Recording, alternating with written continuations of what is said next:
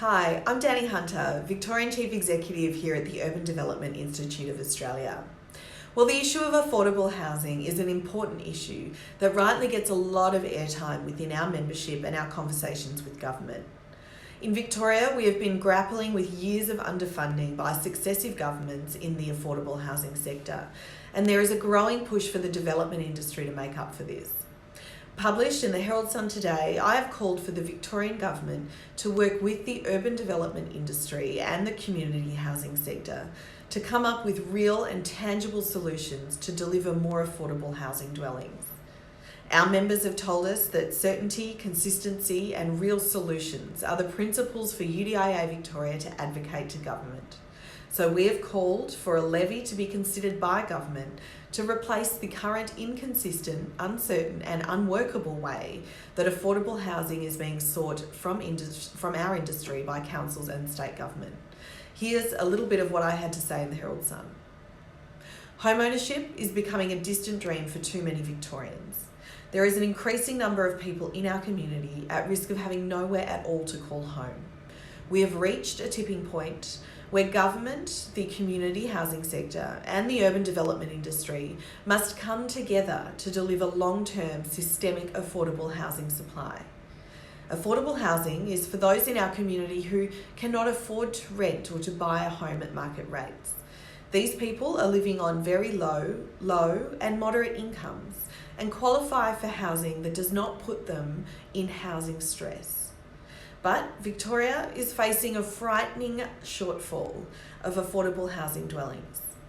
The City of Melbourne estimates that over 338,000 metropolitan Melbourne households will need affordable housing by 2036, reflecting a shortfall in current supply of more than 289,000 dwellings.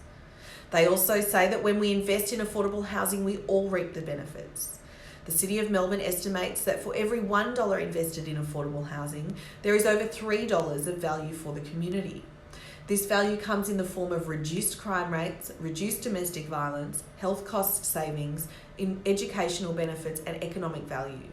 This is smart investment in our community that we all benefit from. For decades though, successive federal, state and local governments have chronically underfunded the social and affordable housing sectors. This has culminated in the housing crisis that we now face, which is affecting an increasing number of vulnerable people across our state. But finally, government is turning its attention to the issue. Yesterday, the City of Melbourne released its draft affordable housing strategy.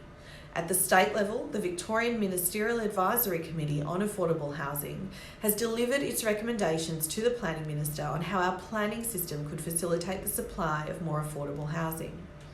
The Morrison government has also implemented the First Home Loan Deposit Scheme to support eligible first home buyers to get into the housing market. The right to housing that costs what a person can afford according to their income is an inalienable human right. This is a community expectation and one that our governments are responsible for meeting. Bold action is required by the Victorian Government if we are to have a hope of meeting the existing and looming shortfall of affordable housing dwellings here in Victoria. The urban development industry has put forward a toolkit of options that we believe will deliver a tangible increase to the number of affordable housing dwellings that we have. A broad-based levy, like the way public open space is funded, must be looked at as a replacement for the inconsistent and ineffective way councils currently deliver affordable housing. So far, the current system has not delivered any meaningful affordable housing supply. The system we have is broken. The number of Victorians who need affordable housing is only going to grow.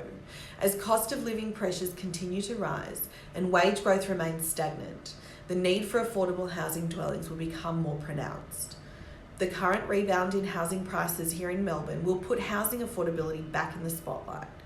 According to the latest UDIA Victoria and RPM Urban IQ report, an increasing number of consumers say their family financial position has deteriorated from the previous year. This is despite 3 interest rate reductions and income tax relief for low and middle income earners during the second half of last year. We need to increase the supply of housing to keep affordability pressures down and to accommodate our rapidly growing population. The Urban IQ report shows the number of people residing in Victoria increased by over 2% over the 12 months to June last year, But at the same time, housing supply completely dwindled.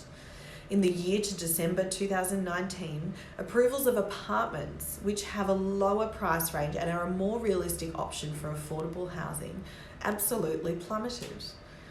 And we also need to reduce the cost of producing new housing in general, or risk making housing even more expensive. An urgent clean-up of our planning system and a legitimate review of the government taxes and charges that go into the cost of producing new housing would have a hugely positive impact.